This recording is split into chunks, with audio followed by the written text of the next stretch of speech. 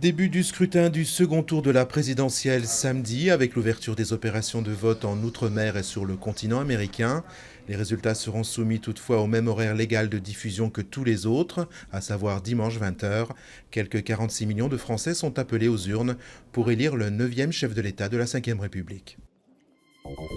Élections législatives sous haute tension en Grèce. La cure d'austérité imposée par les créanciers ferait le jeu des extrémistes de droite et de gauche, avec à la clé une remise en cause des efforts de rigueur pour rester dans l'euro.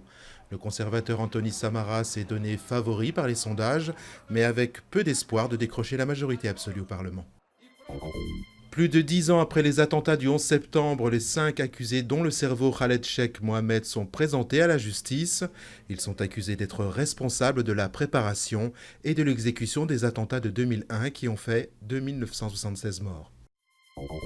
Arrêt du dernier réacteur nucléaire japonais à la centrale de Tomari au nord du pays.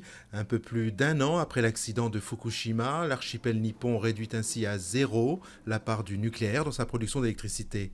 Le gouvernement devrait proposer cet été un nouveau plan énergétique à long terme. La crise semble avoir peu d'impact sur l'envie de skier des Français.